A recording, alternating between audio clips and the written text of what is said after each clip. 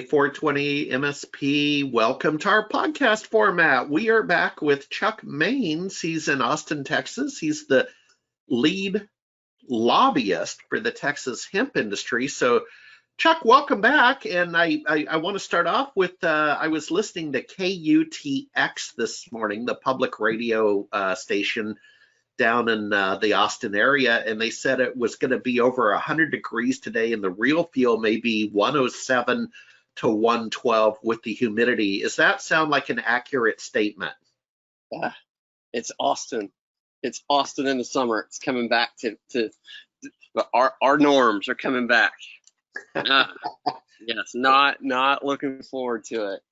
Yeah, that's some hot weather. Well, hey, Chuck, the topic this month is I bumped into a very interesting article about Vanderbilt Law School's course on marijuana law and policy review. So we're starting to see the conversation become a little more institutionalized, and I didn't know if you had some thoughts on, with your involvement as a lobbyist and work with lawyers. For all I know, you are a lawyer. But what do you? Yes. What are you seeing in this emerging industry? Are we going to see more of this, that law schools are going to hit this one head on? I do.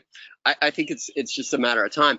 Harry, like here in Texas, we're at the beginning stages of this, but just looking around the country, I'm already seeing universities that are like Vanderbilt that are putting out, that are doing block programs at their schools just to study marijuana policy, because again, like we were talking, that this is just the beginning, infancy of a huge business that's going to be, this is going to be a huge economic development for states across the country.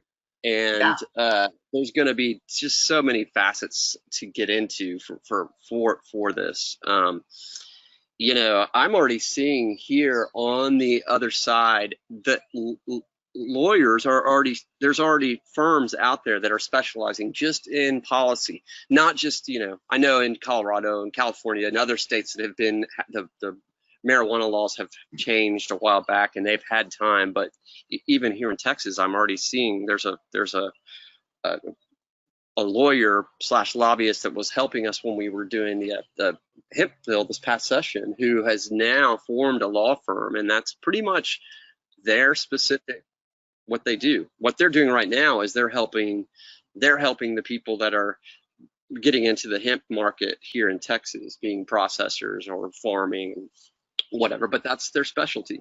I know Lisa Putman. She was in Colorado for about 5 years doing this. So yes, it's just a matter of time before we start seeing universities start to, as if you're going into law school and you want to look what's the future, what are some future options I have? Well, here's a golden one that's going to be. Yeah, absolutely. And before we went on the air, you made mention of the compassionate use project, some of the work you've done, and involving students, I believe you said, or the academic community. What's going on? Well, so when we passed the compassionate use bill in 2015, and I remember it was a very limited scope to, of those that could partake in it. But this past session, we actually reached out to universities to say, hey, because the ability for universities to actually study medical marijuana is just so limited here in Texas. But with the last bill, one of the ways we were able to get the expansion over the line was to allow universities to open up programs to start studying medical use. So that's just one aspect of it. There's going to, as we go forward, I can see, as we get into the possibility of opening up more state, or opening up more into the recreational or more medical, the universities play a pivotal role in this. Because, Yeah. once you have a University of Texas doing a study on, specific, things that medical marijuana can do, or whatever, that has a huge backing when it comes to lawmakers. So, you can you'd say, look, UT did this study, found that it's successful in curing, some kind of pain or something like that, and be like, okay, well then here we go. This is right for us adding this to the list of things that we can open up to.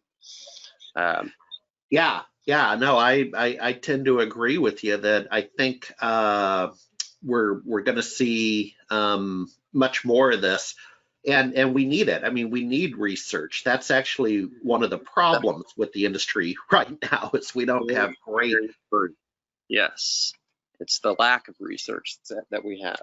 Yeah, and it's only going to get better. And to your point, it's going to create opportunities. I like the way you speak of a law firm having a specialty.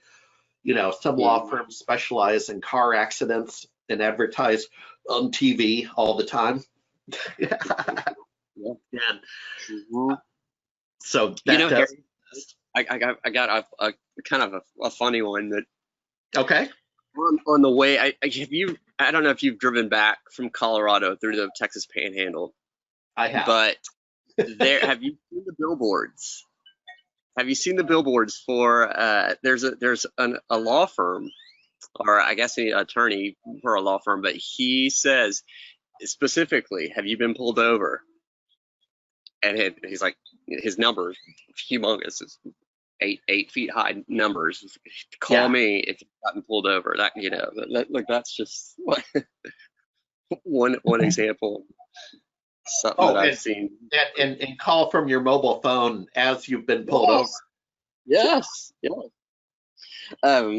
Speaking of that, Harry, and I don't want to get too off topic, but one of my clients in Houston that's a processor, they're starting with, the rules from the Department of Health just went into, we just finished the comment period, but we're looking at their first shipment and when it's going to arrive and all this kind of stuff. One of our biggest things, because I don't know, this could be a topic for another conversation for us, but okay. I don't know if you read, but in Amarillo, there was a truck driver that got pulled over that was shipping across the country. He had a manifest from, I think, Colorado, and he was taking it to Kentucky or wherever. It was another legalized state, and this was hemp.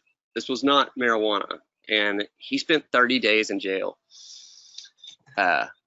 because DPS didn't understand what to do about it. So anyway, making a note of that.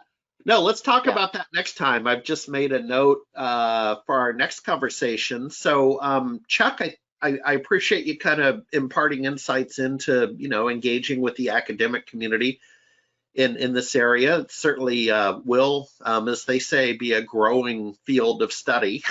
There's too many puns in this particular segment if you look.